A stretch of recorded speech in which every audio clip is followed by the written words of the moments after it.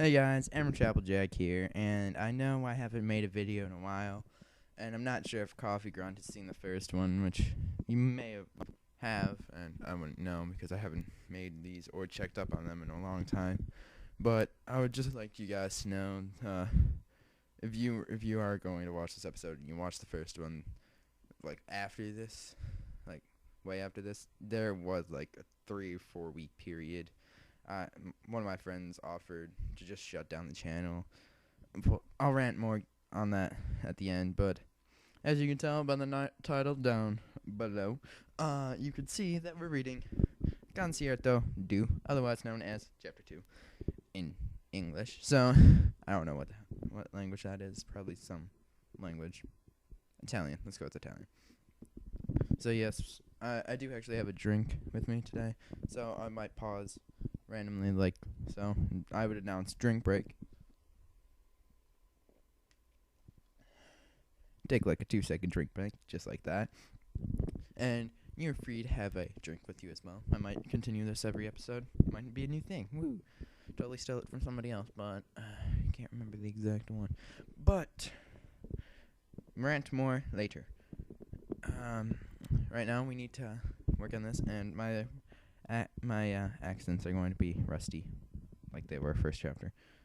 I was going to improve on them. I even set out the entire plan for Allegrezza. I did chapter 1 and then stopped for like 3 weeks, where it should have been done and moving on to another fic by then.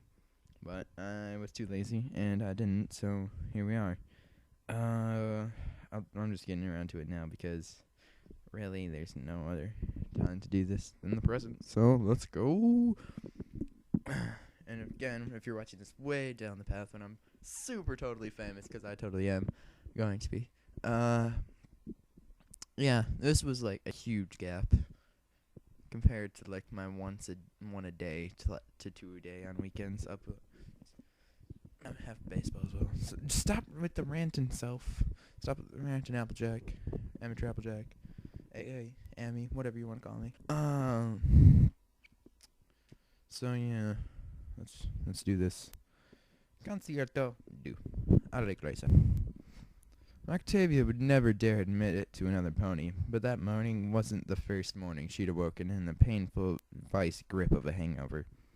It wasn't the first time her taste for whiskey had gotten the better of her, nor the first time that her thirst for it had become excessive, should she say. It was, however, the first time it landed her in bed with another mare. She blearily opened her eyes. The open curtains allowed Celestia's sun to invade her retinas in full force, making her clamp them shut again. Then she clamped a pair of hooves to her head and took the foetal position. Not fetal. Foetal. Well, in the irritatingly familiar sensation that every noise seemed like an out-of-tune violin being played in her skull returned. She summoned the energy from her massive depleted reserves to stretch her limbs, which relieved her aches slightly. Octavia stepped once more out to the breach, opening her eyes to find a fortunately placed cloud that was blocking the sun, allowing her eyes to roam freely around the room. She rapidly ascertained that she wasn't at home, and slowly turned her head to the white mare sprawled in the bed next to her. Electric blue-streaked mane scattered over her pillow.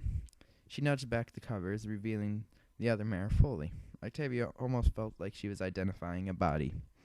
Octavia sunk her face into her hooves. Oh, Celestia, what in the hay did they serve in that bar? She decided that the best move would be out the door, post-haste. Sadly, at that point, perhaps sensing the horrified mare's indignation, Vinyl woke up, blearily rolling over to see the look of complete shock on Octavia's face. She tried a weak smile, well aware of what the situation looked like. Octavia's eyes simply tracked to the other's mare as she sat up. Rubbing her ruby-red eyes with her fore hooves, then planted her trademark shades over her eyes. A slight shake of the head, and her mane fell into place. Octavia practically retched as the DJ went straight to the kitchen to prepare her breakfast. Wait, you aren't even going to shower first? Vinyl stopped in her tracks, swiveling around to face Octavia. Whoa, this is my home, Philly. I do as I please, and I'm pretty hungry. ain't got work till 6 anyways. Besides, you probably need the shower more than I do, given how much you were drinking. Octavia tried to suppress her stomach. That she had been with a mare was bad enough, but one so unhygienic was not even attempting to hide her uncouth core. She felt her self-esteem plummet before realizing that, of course, it wasn't her fault. Wait a minute, I'm not hopping into your shower at your whim. You say I was tipsy, right? Vanel chuckled as she levitated various utensils to provide a pair of filled cereal bowls. Sorry, with a side plate staked with toast. More than tipsy, I suppose a posh pony like you would say gazeboed, or maybe just lampshaded. She floated the bowl over to Octavia, filled to the brim with milk and crunchy chocolate cereal. Full cereal? For God's sake. You could at least pretend to be mature. Hey, I read the box. It's fortified with vitamins. See, lifestyle and all that. Octavia planted a hoof on her face. First you take me home, then you take advantage of me, and now you feed me third grade. Whoa, back the card up, Philly. Lionel began to crack up, tears curling down her face. I took advantage of you? Here I am, slightly tipsy, Philly, in your bed. Lionel paused between mouthfuls of Cheerios. Assuming, of course, we actually did anything. Even if I was that way with mares, you were kind of out of it, Philly. I'm no expert, but normally you need to be awake. I'm no drunkard, and would you please stop calling me Philly? Okay, thank you, Philly. Lionel shot Octavia a sly grin, then chopped down on another mouthful of cereal, enjoying the indignation on the cellist's face. Very witty. Now, if you please, I'd like my cello case so I can leave. No problem. It's over there. Besides, it's a bit big for a cello, don't you think? More like a double bass than a cello. A bassello? Octavia put her most convincing deadpan, laced with exasperation. Your knowledge of instruments amazes me. It's a custom-made piece. Anyway, I'm going home, where the facilities are a bit more classy. She said, furtive glance around the apartment, noting the floor had an extra layer of clothes and other debris. She couldn't see what the color the actual carpet was itself. 5-star living here. Besides, I doubt you could do much better anyway. Vanna was still burrowing through her cereal. Octavia halted on her way out to the door. More often than not, she simply brushed off challenges, acutely aware of her superiority over most competitors. This mare, however, she felt she needed to be shown just how much better she was, especially without that confounded horn to multitask with. I'll have you know, I am quite the chef, in fact. Wherever are my manners? I haven't even asked your name. Vonnegut didn't wait a second for her cereal to be swallowed, simply deciding to let her words work around it. Vonnegut Scratch, at your service. Milady Octavia. She gave a fake bow and then went back to her cereal. How eloquent. I assume you know me from the Musicians Weekly. Vonnegut floated Octavia's special issue over to her. Not bad, being front cover and all. I'll give you that. Still, it's not really a place for a chef, huh? Octavia felt her cheeks begin to heat with her temper. I'm a mare of many talents, Miss Scratch. I can turn my hoofs to any task. In fact, I'll be more than happy to show you. Assuming, of course, you can escape your strenuous work. I have Thursday off, whenever you want. Octavia smiled. Okay, Thursday, 7 p.m. Exactly, please. I prepare a dinner for us, the proper way. I'll leave my card on the side here, and do, at the very least, shower before hoof. If it pleases my host, call it a thanks for me taking you in and giving you a bed for the night. Vinyl smiled as she closed the door behind Octavia, giggling through her Cheerios as she heard the irritating others and moans echoing down the hallway. Drink break.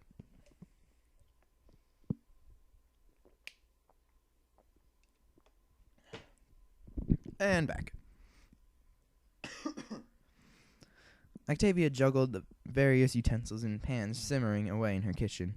It was even beginning to dawn on her that an entire 3-course meal may be a bit more than necessary to prove the point, but Octavia had made her bed and was willing to lay in it, as long as it was otherwise empty, that is. The daisies simmered in the bain marie. No idea what that is. Obviously some cooking stuff. Well, she lightly fried some cowslips in olive oil. The lettuce was being steamed nicely. She felt she could quite happily declare this dinner a success. It was difficult to fail in creating a salad at least, but she had prepared a delicious basil and parsley dressing for it. A recipe from her favorite cookbook, Olive Oil, The Naked Chef. A staccato series of knocks came from the door. Octavia's less than esteemed guest had arrived. She had just enough time to ensure the cutlery was correctly arranged as she trotted to the door. She flung it open and found the light of the hallway reflected straight into her eyes. Covering them with a hoof, she saw her guest in all her inconspicuous glory. "What are you wearing?"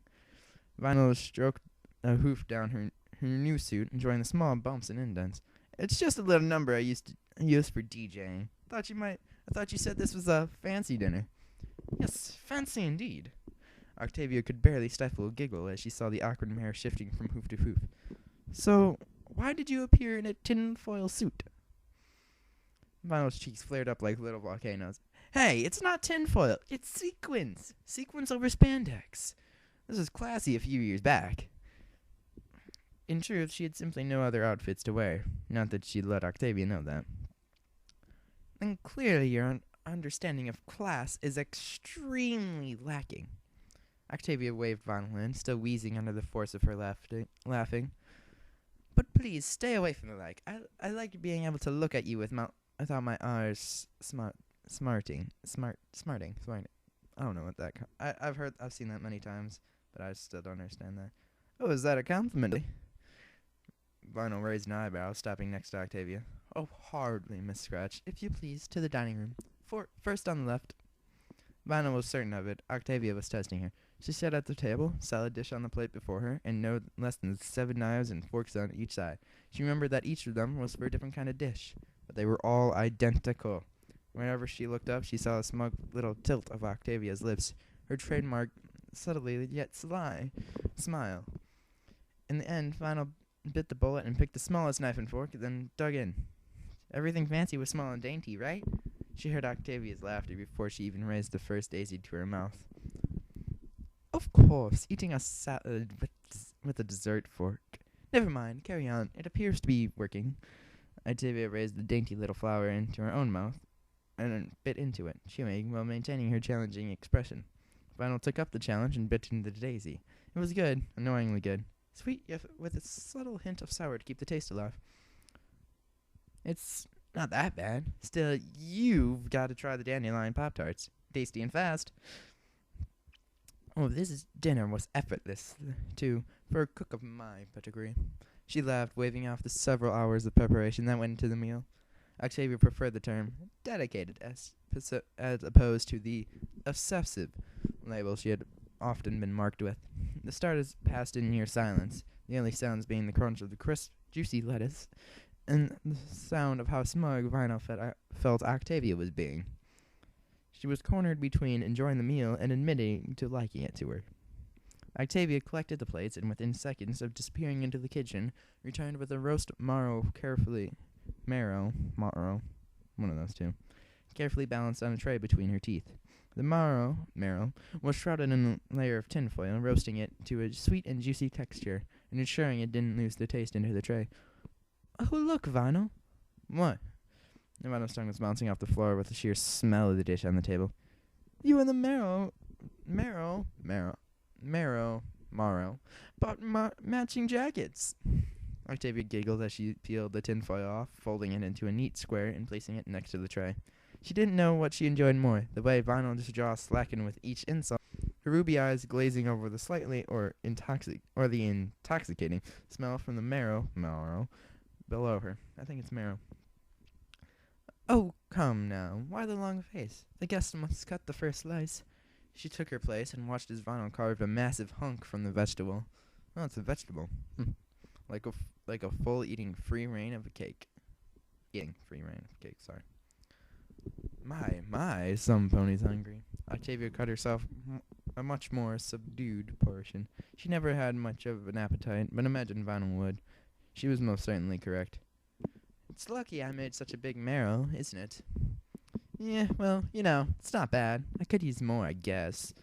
It was getting increasingly difficult to save face with Octavia, especially while she was stuffing it with her cooking. Vinyl never imagined she'd be tortured with good food, but life was funny like that. Feel free, Vinyl. But while you're pausing for breath, I'd like to hear about your DJing career. A small shower of reconstituted marrow burst from Vinyl's overladen mouth as she tried and failed to speak. Dear Celestia, were you raised by mules? Please at least try to eat or talk, not both. Octavia hoped dearly that none of it had landed on her meal, nor on herself for that matter. She sat with relief when the DJ finally finished her mouthful with as much dignity as she could muster. Not that great an amount, in her opinion.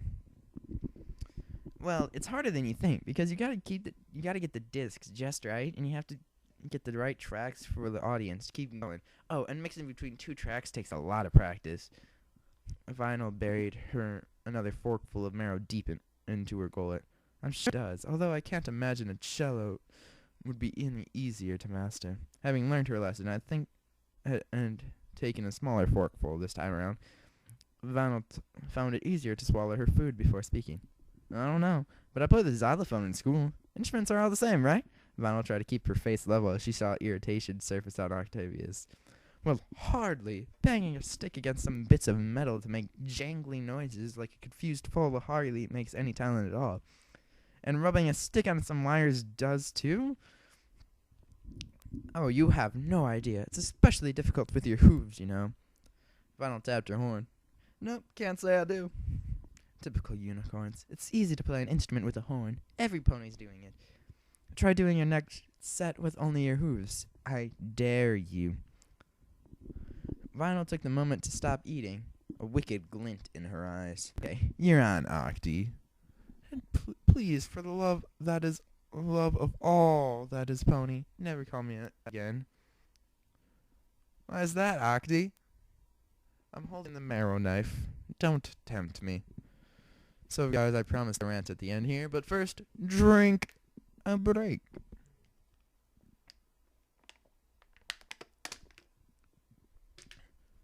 And now I completely forgot what I was ranting about earlier.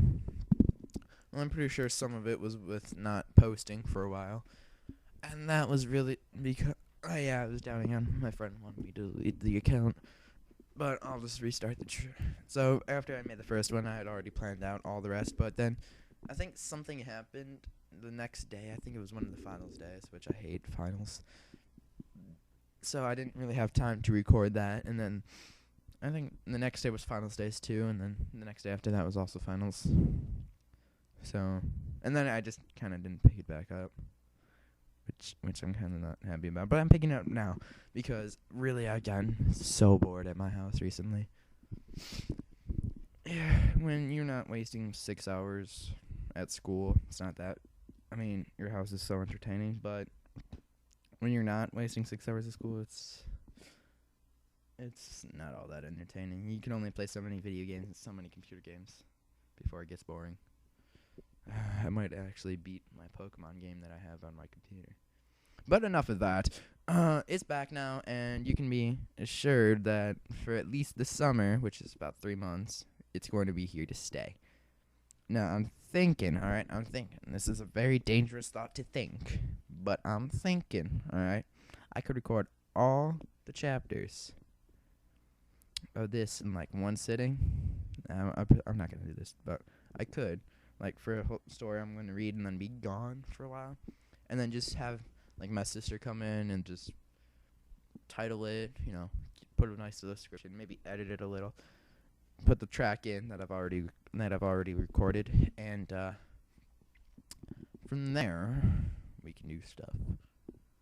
Also, I'm still trying to get my friend to come over. And I'm going to start trying now harder.